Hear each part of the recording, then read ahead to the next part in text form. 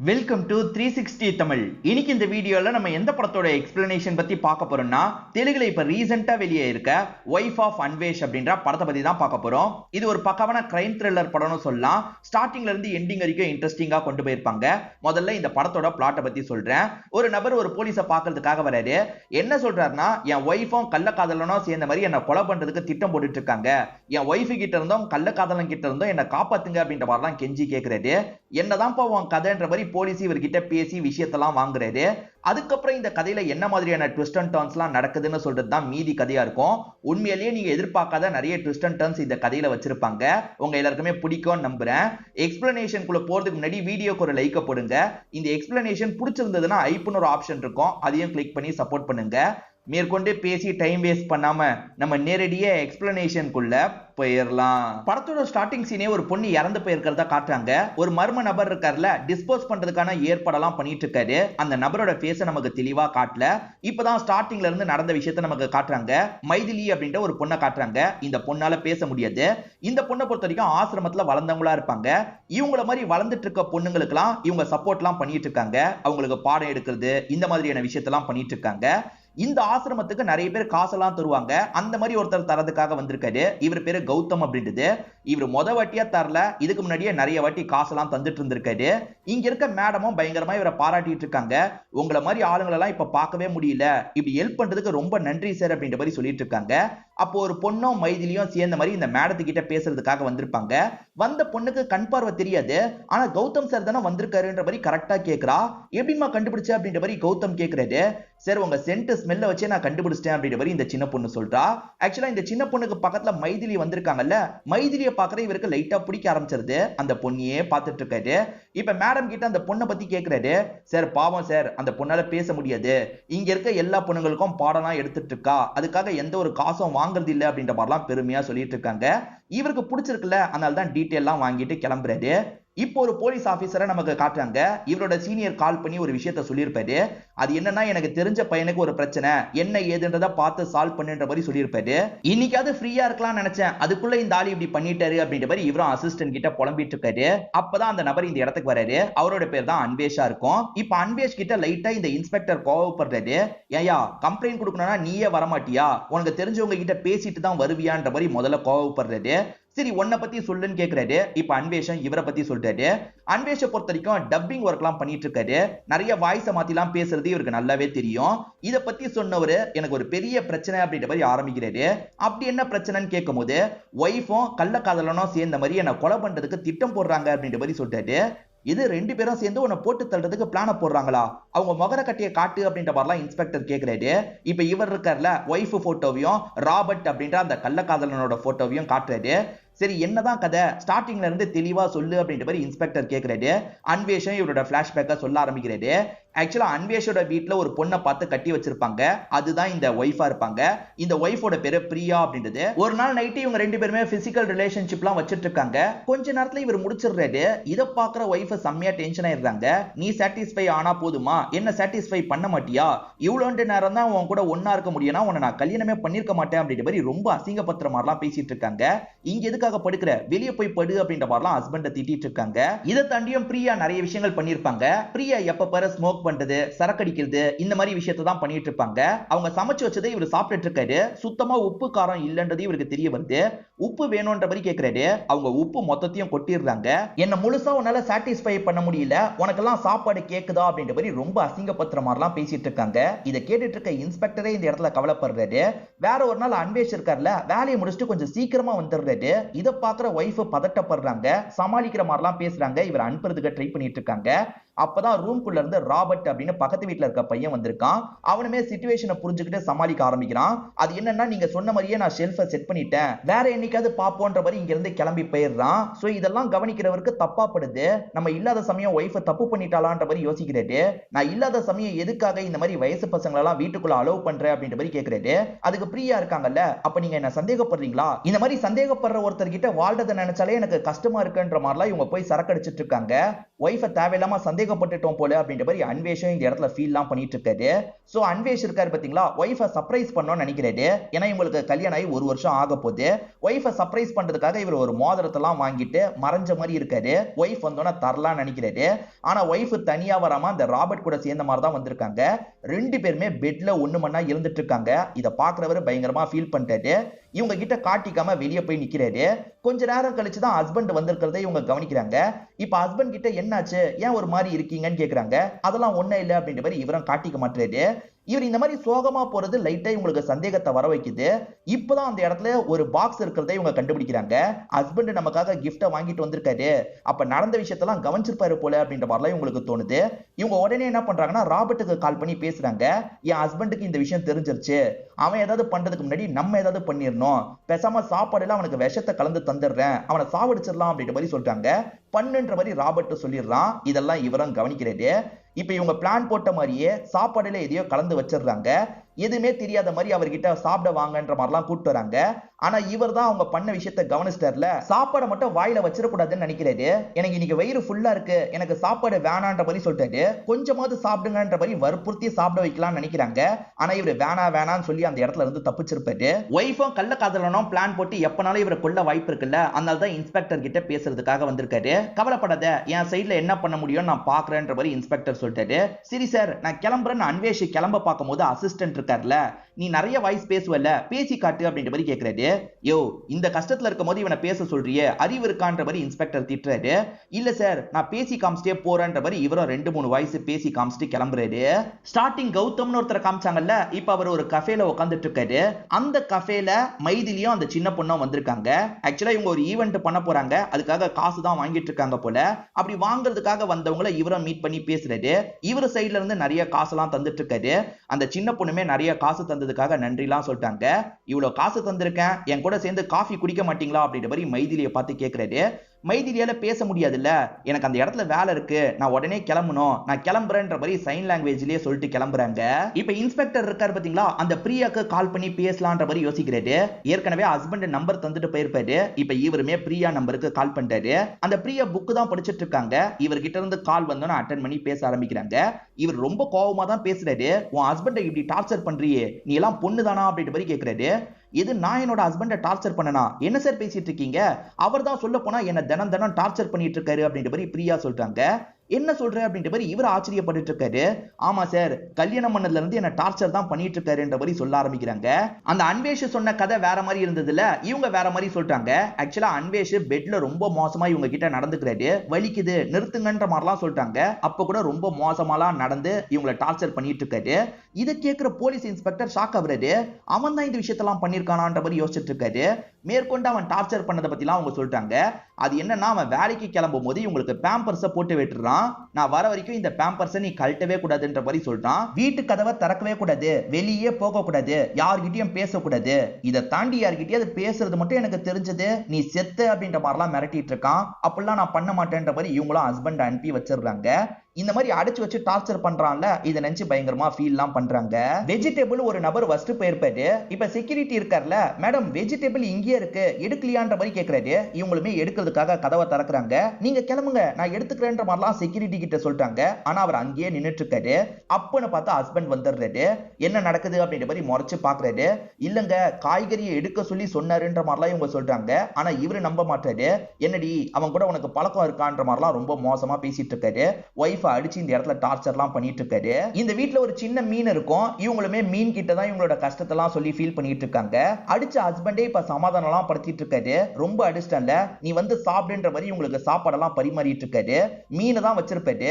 இவங்களுமே அந்த மீனை சாப்பிடலாம் நினைக்கும் போது இவங்க பேசினாங்கல்ல, அந்த மீனை தான் சமைச்சிருக்காரு அப்படின்றது இவங்களுக்கு தெரிய வருது. தினம் அந்த அன்வேஷ் தான் என்ன டார்ச்சர் பண்ணிட்டு இருக்கான் சார், உங்ககிட்ட வேற மாதிரி சொல்லியிருக்கான் போல அப்படின்ற மாதிரி இவங்க சொல்லிட்டு இருக்காங்க.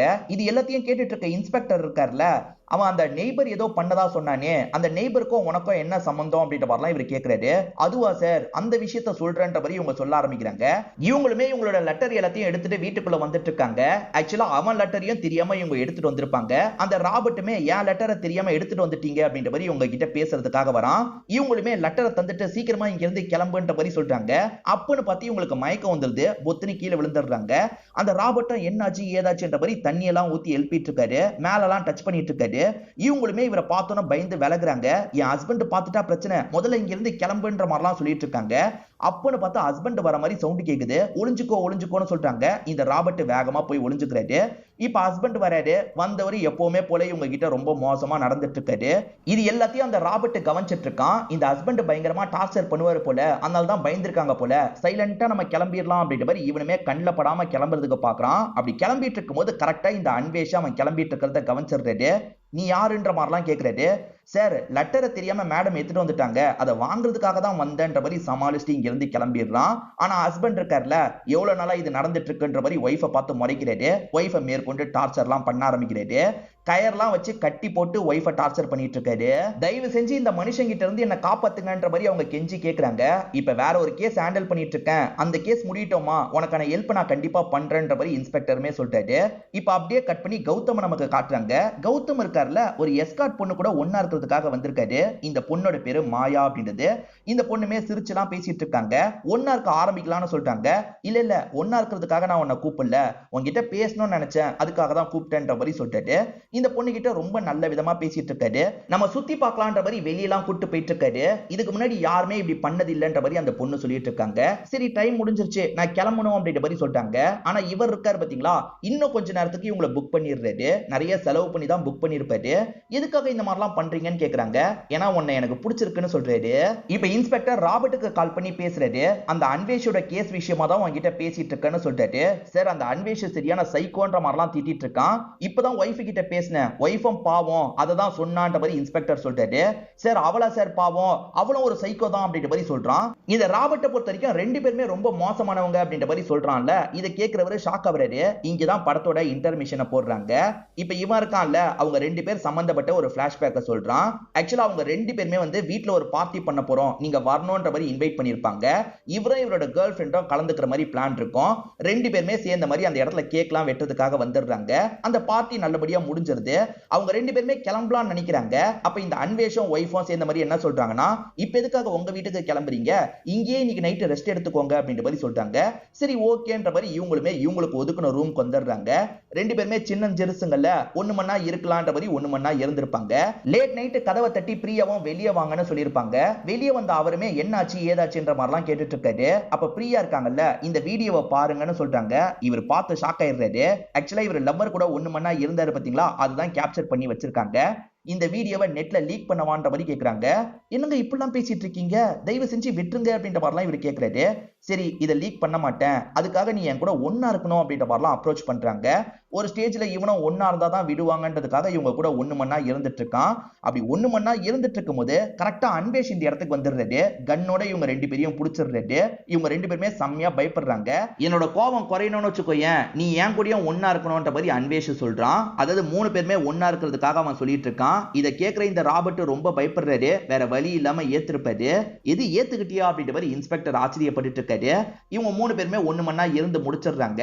அடுத்ததா அவங்க ரெண்டு பேரும் ஒரு விஷயத்த சொல்றாங்க. இதுல உன்னோட கேர்ள் ஃப்ரெண்டையும் சேர்த்துக்கணும், பேசி கேர்ள் ஃப்ரெண்டோட மனசை மாத்துன்ற மாதிரிலாம் சொல்லியிருப்பாங்க.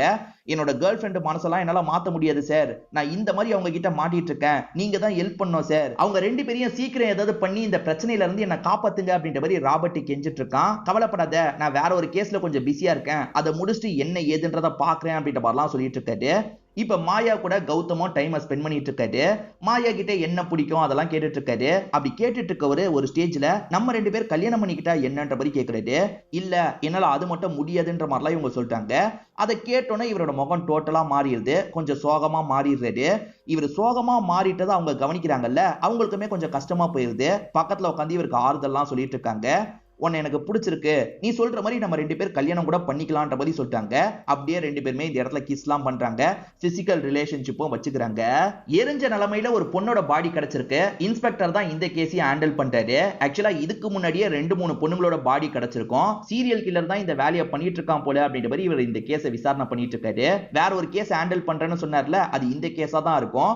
முதல்ல ஒன்னா இருக்கான், அதுக்கப்புறம் சாவடிக்கிறான் அப்படின்ற மாதிரி டாக்டருமே ரிப்போர்ட் எல்லாம் தந்துட்டு இருக்காங்க. ஆக்சுவலா மாயா இறந்து போன மாதிரி காட்டுறாங்க. மாயாவை சாவடிச்சது யாருன்னு பாத்தீங்கன்னா அந்த கௌதம் தான். நல்ல விதமா பேசினான்ல, அவங்க விருப்பத்தோட அவங்க கூட ஒன்னா இருந்திருக்கான். அதுக்கப்புறம் அவங்க கதையை முடிச்சிருக்கான். இவனுக்கு அதுல ஒரு சந்தோஷம் கிடைக்கும் போல, அதுக்காக தான் இந்த மாதிரி பண்ணிட்டு இருக்கான். இதுக்கு முன்னாடியும் சில கொலைகளை அவன் பண்ணிருக்கான் போல. அந்த பொண்ணை ஐடென்டிஃபை பண்ணக்கூடாதுன்றதுக்காக தான் பாடியை எரிச்சிருக்கான் அப்படின்றது உங்களுக்கு தெரியுது. இதுக்கு முன்னாடி 2-3 கொலை நடந்தது பாத்தீங்களா, இதே பேட்டர்ன்ல தான் அந்த கொலையும் நடந்திருக்கும். கண்டிப்பா நம்ம ஒரு சீரியல் கில்லரை தான் தேடிட்டு இருக்கோம் போல அப்படின்ற மாதிரி இந்த டாக்டர் லேடி சொல்லிட்டாங்க. ஆக்சுவலா இன்ஸ்பெக்டர் எல்லா சைட்லயும் விசாரணை பண்ணிட்டு தான் இருக்காரு. ஆனா அவன் யாருன்றதை இவரால கண்டுபிடிக்க முடியல. இந்த இன்ஸ்பெக்டர் இன்னும் இந்த கேஸை சால்வ் பண்ணாம இருக்காருல, அதனால மேல் இடத்துல இருந்து பயங்கரமா பிரஷர்லாம் வந்துட்டு இருக்கு. இதுக்கு நடுவுல வேற ஒரு சீனியர் வேற ஒரு விஷயத்துக்காக பிரஷர் போடுறாரு. அது என்னன்னா, அன்வேஷன் ஒரு பையனை அனுப்புனல, அவன் இன்னும் பிரச்சனையை தான் ஃபேஸ் பண்ணிட்டு இருக்கான். உன் சைட்ல இருந்து என்ன பண்ண முடியுமோ அதை சீக்கிரமா பண்ணுன்ற மாதிரிலாம் சொல்லியிருப்பாரு. அதனால இவர் இருக்கார்ல, அசிஸ்டன்ட் கிட்ட இந்த வேலையை கொடுக்குறாரு. என்ன ஏதுன்றதை கொஞ்சம் விசாரிச்சு சொல்லுன்ற மாதிரி சொல்லிட்டாரு. அசிஸ்டன்ட் விசாரிக்கிறதுக்காக போயிருப்பாரு. அப்பதான் நிறைய விஷயங்கள் தெரிய வருது. அன்வேஷ் மட்டும் தான் அந்த வீட்ல இருந்திருக்காரு, வேற யாருமே அந்த வீட்ல இல்ல. அன்வேஷ்க்கு கல்யாணம் ஆனதே எங்களுக்கு தெரியாதுன்ற மாதிரி சொல்லிட்டாங்க. என்ன அபார்ட்மெண்ட்டை சேர்ந்தவங்களா இப்படி சொல்றாங்க அப்படின்ற மாதிரி இந்த அசிஸ்டன்ட்டும் யோசிக்கிறாரு. ராபர்ட்ன்றவனை பத்தி விசாரிச்சு பாக்குறாரு. ராபர்ட்டா, அந்த மாதிரி யாருமே இங்க இல்லன்ற மாதிரி சொல்லிட்டாங்க. என்ன அன்வேஷ் என்னென்னமோ சொன்னா, அது எல்லாமே அப்ப பொய்யா அப்படின்ற மாதிரி இவங்க யோசிச்சுட்டு இருக்காங்க. அப்ப அன்வேஷ்க்கு கால் பண்ணி பார்க்கலான்னு பார்த்தா அன்வேஷ் போனை எடுக்கவே மாட்டான். என்ன அன்வேஷும் போனை எடுக்க மாட்டான், என்ன பண்றது அப்படின்ற மாதிரிலாம் இவங்க யோசிக்கிறாங்க. அன்வேஷோட டவர் ரேஞ்ச் கடைசியா எங்க காட்டுதோ அந்த இடத்துல செக் பண்ணலாம் அப்படின்ற மாதிரி இவங்க பிரிஞ்சு செக் பண்ணிட்டு இருக்காங்க. அப்படி செக் பண்றதுக்காக இன்ஸ்பெக்டர் வந்துட்டு இருக்கும் போது ஒரு பழைய ரூம்குள்ள அன்வேஷ் உட்காந்துட்டு இருக்கிறது தெரியுது. சிஸ்டமை பார்த்த மாதிரி தான் அவன் உட்காந்துட்டு இருக்கான். சரி, அன்வேஷ்க்கு கால் பண்ணலான்ற மாதிரி இவர் திரும்பி கால் பண்றாரு. இந்த வாட்டி அன்வேஷ் போன் எடுக்கிறான். எங்க இருக்கன்ற மாதிரி கேட்கிறாரு. சரி, நான் டப்பிங் ஸ்டுடியோல இருக்கன்ற மாதிரி அவன் போய் சொல்லிட்டு இருக்கான். ஓஹோ சரிப்பா, நான் அப்புறமா பேசுறேன்ற மாதிரி இவர் காலை கட் பண்ணிடுறாரு. இவன் தான் கொஞ்சம் வில்லங்கமான ஆள் போல. இப்ப அந்த ஒய்ஃப் பிரியாக்கு கால் பண்ணலான்ற மாதிரி இவரும் பிரியாக்கு கால் பண்றாரு. அப்படி கால் பண்ணும்போது ரிங்கி இந்த இடத்துல அடிக்கிற மாதிரி சவுண்ட் கேக்குது. என்ன ரிங்கி இந்த சைடுல அடிக்குது அப்படின்ற மாதிரி திரும்பி பார்த்தா அந்த போனுமே அன்வேஷுக்கு தான் வருது. இப்ப அன்வேஷ் கிட்ட இருக்க இன்னொரு போனை எடுத்து இவரும் அட்டன் பண்ணி பேச ஆரம்பிக்கிறாரு. இவரோட வாய்ஸ்ல பேசாம பொண்ணு வாய்ஸ்ல பேசுறாரு. அதாவது பிரியாவோட வாய்ஸ்ல பேசுற மாதிரி பேசிட்டு இருக்காரு. அப்ப பிரியா நம்ம கிட்ட பேசல, இவன் தான் பேசியிருக்கான் போல அப்படின்ற மாதிரி இன்ஸ்பெக்டர் யோசிச்சுட்டு இருக்காரு. சரி, ராபர்ட் நம்பருக்கு ட்ரை பண்ணா என்னன்ற மாதிரி ராபர்ட்டுக்கு இவர் கால் பண்ணிட்டாரு. அந்த போனும் அன்வேஷ் கிட்ட தான் இருக்கு. இப்ப ராபர்ட் மாதிரி இவன் பேசிட்டு இருக்கான். ஆக மொத்தத்துல அவங்க 2 பேர் பேசினாங்களா இல்ல இவனே அவங்கள மாதிரி பேசினானான்றது தெரியல. இவனை சட்டுன்னு போய் அமுக்கணும்ன்ற மாதிரி இன்ஸ்பெக்டர் இருக்காரு பாத்தீங்களா, சடனா அவன் முன்னாடி வந்து நிக்கிறாரு. அவன் என்ன பண்றதுன்னு தெரியாம முடிச்சிட்டு இருக்கான். இந்த 2 போன் வாங்கிட்டு எப்படி வந்தது, அவங்க 2 பேரை நீ ஏதாவது பண்ணிட்டியா, அந்த மாதிரி 2 பேர் இல்லன்னு சொல்றாங்களே, என்னதான் உன் கதைன்ற மாதிரி கேள்வி மேல கேள்வி கேட்டுட்டு இருக்காரு. அப்பன்னு பார்த்தா அன்வேஷ் இருக்கான்ல, ஒரு கட்டியை வச்சு இவரோட மண்டையிலேயே அடிச்சிடறான். இவருமே மயங்கி விழுந்துடுறாரு. இப்ப மயக்கம் தெரிஞ்சு பார்க்கும்போது இவர் லாக் ஆயிருக்காரு. பக்கத்துல 2 பேர் லாக் ஆயிருக்காங்க. ஒரு பொண்ணு ஒரு பையன் தான் லாக் ஆயிருப்பாங்க. இந்த பொண்ணு தான் பிரியா போலன்னு யோசிக்கிறாரு. நீ தான் பிரியாவான்ற மாதிரி கேட்கிறாரு. சரி, என் பேரு பிரியாலாம் இல்லன்ற மாதிரி அந்த பொண்ணு சொல்லிட்டாங்க. இப்ப அங்க இருக்கவன் முடிச்சிடறான். நீ தான் ராபர்ட்டான்ற மாதிரி கேட்கிறாரு. சரி, என் பேரு ராபர்ட்லாம் இல்லன்ற மாதிரி இவன் சொல்றான். 2 நாளைக்கு முன்னாடி 3 நாளைக்கு முன்னாடி இவங்க கடத்தப்பட்டிருக்காங்க போல. எதுக்காக அவன் கடத்தினான்னு கூட எங்களுக்கு தெரியலன்னு சொல்லிட்டு இருக்காங்க. அப்பதான் அன்வேஷ் இருக்காருல, இவங்களுக்கு சாப்பாடுலாம் எடுத்துட்டு வந்துட்டு இருக்காரு. இப்ப இன்ஸ்பெக்டரும் அன்வேஷ் மேல கோவப்படுறாரு. எதுக்காகடா எங்க 3 பேரை கடத்தி வச்சிருக்க, உனக்கு என்னதான்டா வேணும் அப்படின்ற மாதிரிலாம் கோவமா கேட்டுட்டு இருக்காரு. நான் ஒரு பொண்ணை ரொம்ப லவ் பண்ணேன், அந்த பொண்ணு கூட சந்தோஷமா வாழணும்னு நினைச்சேன், அந்த பொண்ணை இவனும் இவனோட ஃப்ரெண்டும் சேர்ந்து கெடுத்துட்டாங்க அப்படின்ற மாதிரிலாம் இவன் சொல்றான். இதை கேட்கிற இன்ஸ்பெக்டர் இருக்காருல, பக்கத்துல இருக்க அந்த நபரை போட்டு திட்டிட்டு இருக்காரு. அப்படி திட்டிட்டு இருக்கும் போது அன்வேஷ் இருக்காருல, சார் நீங்களும் அவ்வளவு பெரிய நல்லவர்லாம் கிடையாது சார், பண்ணது யாருன்னு உங்களுக்கும் தெரியும், இவனை வேணா உங்களுக்கு தெரியாம இருக்கலாம், ஆனா இவன் ஃப்ரெண்டு சொல்லி தான் நீங்க அந்த கேஸை மூடினீங்க, அவன் கிட்ட இருந்து நிறைய காசு வாங்குனீங்கன்னு எனக்கு தெரியும்ன்ற மாதிரி அன்வேஷ் சொல்றாரு. இப்பதான் இன்ஸ்பெக்டருக்கு நம்ம என்ன தப்பு பண்ணிருக்கோன்றது புரியுது. இந்த டாக்டர் பொண்ணு இருக்காங்கல்ல, எனக்கு எதுவுமே தெரியாதுன்னு சொல்றாங்க. பொய் சொல்லாத, நீயும் காசு வாங்கி ரிப்போர்ட்டை மாத்திலாம் எழுதுனன்றது எனக்கு தெரியும்ன்ற மாதிரி சொல்றாரு. ஆக மொத்தத்துல இவங்க 3 பேருமே ஒரு பொண்ணு விஷயத்துல தப்பு பண்ணிருக்காங்கன்னு தெரிய வருது. இந்த இடத்துல தான் நமக்கு பிளாஷ்பேக்கை காட்டுறாங்க. அன்வேஷை பொறுத்த வரைக்கும் வாய்ஸ் எல்லாம் மாத்தி பேச தெரியும் பாத்தீங்களா, அதனால நிறைய ஸ்கூலுக்கு ஆசிரமத்துக்குலாம் பசங்களை என்டர்டெயின் பண்றதுக்காக போவாரு. வாய்ஸை மாத்தி மாத்தி பசங்களை எல்லாம் ஜாலியா சிரிக்க வச்சிட்டு இருக்காரு. இந்த மாதிரி அந்த ஆசிரமத்துக்கு வந்திருப்பாரு. அதாவது மைதிலி ஒரு ஆசிரமத்துல இருக்காங்கல்ல, அந்த ஆசிரமத்துக்கு வந்திருப்பாரு. இவருக்கு பார்த்தோன்னே மைதிலியை ரொம்ப பிடிச்சிருக்கும். மைதிலி கிட்ட அடிக்கடி பேசுறதுக்காக வராரு. கொஞ்சம் கொஞ்சமா மைதிலியை லவ் பண்ண ஆரம்பிச்சிடுறாரு. மைதிலியால பேச முடியாதுல்ல, இது செட் ஆகாது அப்படின்ற மாதிரி மைதிலி அவாய்ட் பண்றாங்க. ஆனா இவர் உன்னை எனக்கு ரொம்ப பிடிச்சிருக்கு, கடைசி வரைக்கும் உன் கூட வாழணும்னு ஆசைப்படுறேன்ற மாதிரிலாம் சொல்லிட்டாரு. ஒரு ஸ்டேஜ்ல மைதிலியும் ஏத்துக்கிறாங்க. இந்நாள் தான் மைதிலி கௌதம் கிட்ட சரியா பேசாத மாதிரி நமக்கு காமிச்சிருப்பாங்க. திடீர்னு ஒரு நாள் மைதிலி இறந்து போயிட்டாங்கன்னு இவருக்கு தெரிய வருது. இவர் பயங்கரமா ஃபீல்லாம் பண்ணிட்டு இருக்காரு. ஆக்சுவலா மைதிலி கூட ஒரு சின்ன பொண்ணு இருப்பா பாத்தீங்களா, அவளுமே மைதிலியோட ஷாலை எடுத்து பாக்குறா. அப்படி எடுத்து பார்த்தவ ஷாக் ஆயிடுறா. ஏன்னா அந்த ஷாலை பொறுத்த வரைக்கும் கௌதமோட சென்ட் ஸ்மெல் வருது. கௌதம் தான் ஏதோ பண்ணிருக்கான் அப்படின்றது இந்த பொண்ணுக்கு புரிய ஆரம்பிக்குது. இப்பதான் நடந்த விஷயத்த நமக்குமே காட்டுறாங்க. ஆக்சுவலா கௌதம் இவங்களை எப்படியாவது அடையணும்ன்ற மாதிரி தான் அடிக்கடி இவங்க கிட்ட பேசுறதுக்கெல்லாம் ட்ரை பண்ணிருப்பான். ஒரு நாள் கௌதம் கார்ல வந்துட்டு இருக்கும்போது அவங்க வண்டி கிடைக்காம நின்னுட்டு இருக்காங்க. நான் லிஃப்ட் தரேன்ற மாதிரி சொல்றான். இல்ல நானே போய்க்கிறேன்ற மாதிரி அவங்க சொல்றாங்க. பேசி எப்படியாவது கரெக்ட் பண்ணிடலான்ற மாதிரி இவன் யோசிப்பான். ஆனா இவங்க பேசினா கரெக்ட் ஆக மாட்டாங்க. நம்ம ஃபோர்ஸாவே இவங்க கூட ஒன்னா இருந்துடலான்ற மாதிரி கட்டாயப்படுத்தி இவங்களை கூட்டு போயிருப்பான். எல்லை மீறி இவங்க கிட்ட நடந்திருப்பான். இவங்க உயிருக்கு போராடுற நிலைமையில இருக்காங்க. அதை பார்த்து இவன் சிரிச்சிட்டு இருக்கான். இவன் கொஞ்சம் சைக்கோன்னு சொன்ன பாத்தீங்களா, அதனால தான் இந்த மாதிரிலாம் பண்ணிட்டு இருக்கான். இவனுக்கு ஒரு ஃப்ரெண்ட் இருப்பான். அன்வேஷ் பிரசன்ட்ல ஒருத்தனை தூக்கி வச்சிருக்காருல, அவன் தான் அந்த ஃப்ரெண்டா இருப்பான். இப்ப இவன் இருக்கான்ல, ஃப்ரெண்டுக்கு கால் பண்ணி இந்த விஷயத்தெல்லாம் சொல்லிட்டு இருக்கான். நீ அப்படியே விட்டு நான் அந்த இடத்துக்கு வரேன், அவ கூட நானும் ஒன்னா இருக்கணும் அப்படின்ற மாதிரிலாம் சொல்லியிருப்பான். அன்வேஷ் சரின்ற மாதிரி ஏத்திருப்பான். இந்த அன்வேஷ் உண்மையிலேயே பெரிய பணக்காரன். இவன் என்ன பண்றானா, போலீஸா கரெக்ட் பண்ணிடுறான். இவன் தான் கொலை பண்ணிட்டு இருக்கான்றது அந்த இன்ஸ்பெக்டருக்கு தெரியும். இன்ஸ்பெக்டர் அந்த கேஸ்லயே இவனை எதுவுமே பண்ணாம தான் விட்டு வச்சிருக்காரு. காசு நிறைய வாங்கிட்டு தான் விட்டு வச்சிருக்காரு. அந்த டாக்டர் லேடியும் நிறைய இவனுக்கு ஹெல்ப் பண்ணிருப்பாங்க. இது எல்லாமே இந்த அன்வேஷுக்கு தெரிய வந்துருது. அன்வேஷ் இருக்காரு பாத்தீங்களா, முதல்ல இந்த கௌதம் கதையை முடிக்கணும்ன்ற மாதிரி கௌதம் கதையை முடிச்சிருப்பாரு. அடையாளம் தெரியக்கூடாதுன்றதுக்காக அவன் எப்பவுமே எரிச்சு விட்டுருவான் பாத்தீங்களா, அந்த மாதிரி அவனை எரிச்சு விட்டுணும் அப்படின்ற மாதிரி அன்வேஷ் எரிச்சு விட்டுருப்பாரு. சோ அவனுக்கு யாரெல்லாம் ஹெல்ப் பண்ணாங்கன்னு தேடும் போது இவங்க 3 பேர் ஹெல்ப் பண்ணிருக்காங்க அப்படின்றது தெரிய வந்திருக்கும். அதனால இவங்க 3 பேரை தூக்கணும்ன்றதுக்காக தான் பிளான் போட்டு தூக்கியிருப்பான். அதுல இன்ஸ்பெக்டரை தூக்குற பிளான தான் நமக்கு காமிச்சிருப்பாங்க. இன்ஸ்பெக்டரை வேணும்ட்டே இந்த இடத்துக்கு வர வச்சு தான் தூக்கியிருப்பான். அன்வேஷ் இவங்க 3 பேரோட கதையை முடிச்சுட்டு கிளம்புறாரு. என்னதான் இருந்தாலும் அன்வேஷோட மைண்டுக்குள்ள நம்ம பண்ணது தப்பா சரியான்ற மாதிரி தோணிட்டு இருக்கு. அப்ப அந்த சின்ன பொண்ணு இருக்காங்கல்ல, இந்த மாதிரி பண்றவங்களுக்கு நீங்க கொடுக்குற தண்டனை சரிதான், இதை நீங்க விட்டுறாதீங்க, இதே மாதிரி நிறைய பேர் இருக்காங்க, அவங்க எல்லாரையும் ஏதாவது பண்ணுங்க அப்படின்ற மாதிரிலாம் அந்த பொண்ணு சொல்லிட்டு இருக்கா. இப்பதான் தெரிஞ்ச போலீஸ் ஆபீசர் கால் பண்ணிட்டாரு. ஆக்சுவலா இவர் தான் இன்ஸ்பெக்டர் கிட்ட அனுப்பி வச்சிருப்பாரு. அன்வேஷுக்கு ஹெல்ப் பண்ணுன்ற மாதிரி ஒரு சீனியர் போலீஸ் கால் பண்ணி சொன்னார் பாத்தீங்களா, அந்த சீனியர் போலீஸ் இவருக்கு ஹெல்ப் பண்றதுக்காக தான் இந்த மாதிரி பண்ணிருப்பாரு. இவங்க 3 பேரை கிளியர் பண்ணியாச்சு, இன்னும் நிறைய பேர் இருக்காங்க, அவங்களையும் கிளியர் பண்ணணும் அப்படின்ற மாதிரி அந்த போலீஸ் சொல்லிட்டாரு. இவரும் சரின்ற மாதிரிலாம் ஏத்துக்கிறாரு. இதுக்கப்புறமா இந்த மாதிரி பண்றவங்க யார் யாருன்னு கண்டுபிடிச்சு கதையை முடிக்க போறாருன்ற மாதிரி காமிச்சு நமக்கு படத்தோட கதையை முடிச்சிடுறாங்க. கண்டிப்பா இந்த படமும் என்னோட எக்ஸ்பிளனேஷனும் உங்களுக்கு பிடிச்சிருக்கும் நம்புறேன். இந்த வீடியோ உங்களுக்கு பிடிச்சிருந்ததுன்னா லைக் பண்ணுங்க, கமெண்ட் பண்ணுங்க, மறக்காம 360 தமிழ் சேனலை சப்ஸ்கிரைப் பண்ணுங்க. தொடர்ச்சியா இந்த மாதிரி வீடியோக்கள் வந்துகிட்டே தான் இருக்கும்.